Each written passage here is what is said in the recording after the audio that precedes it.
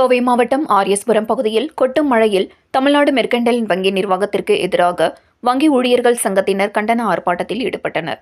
Tamil Nadu mercantile வங்கி நிர்வாகத்தின் சதிகார போக்கை கண்டித்து கோவை மாவட்ட வங்கி ஊழியர்கள் சங்கத்தினர் கொட்டும் மழையையும் பொருட்படுத்தாமல் ஆர்ப்பாட்டத்தில் கலந்து கொண்டு கோஷங்களை எழுப்பினர். அப்போது தமிழ்நாடு வங்கி ஊழியர் சம்மேளனம் சார்பாக முத்துநகர் முற்றுகை போராட்டம் வரும் 20ஆம் தேதி நடைபெறும் என அறிவித்தனர். ஆர்ப்பாட்டத்தின் வாயிலாக வங்கி ஊழியர்கள் சங்கத்தினர் கூறியதாவது: மதுரை சாலை விருதுநகரில் உள்ள தமிழ்நாடு மெர்கன்டைல் வங்கி ஊழியர்கள் சங்கத்தின் பொதுச் செயலாளர் விக்னேஷ், தலைவர் பிரபாகரன் ஆகியோர் கடந்த தீபாவளிக்கு முன்பு சமூக வலைதள குழு ஆரம்பித்ததாக விக்னேஷ் மற்றும் பிரபாகரன் ஆகிய இருவரை வங்கி நிர்வாகம் தற்காலிக பணி நீக்கம் செய்தது. இதனை கண்டித்து பல்வேறு மாவட்டங்களில் ஆர்ப்பாட்டமும் போராட்டமும் நடத்தி வரப்பட்டு வருகின்றது.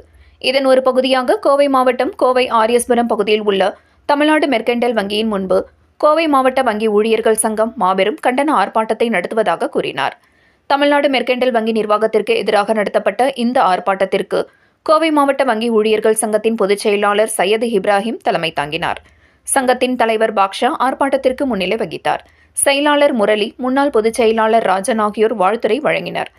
ஆர்ப்பாட்டத்தின் பொழுது மழை கொட்டியது. அதனையும் பொருட்படுத்தாமல் மழையில் நனைந்தபடி கோவை மாவட்ட வங்கி ஊழியர் சங்கத்தின் ஆண்கள் மற்றும் பெண்கள், நிர்வாகிகள் மற்றும் சங்கத்தின் உறுப்பினர்கள் பெரும் திரளாக கலந்து கொண்டனர் என்பது குறிப்பிடத்தக்கது.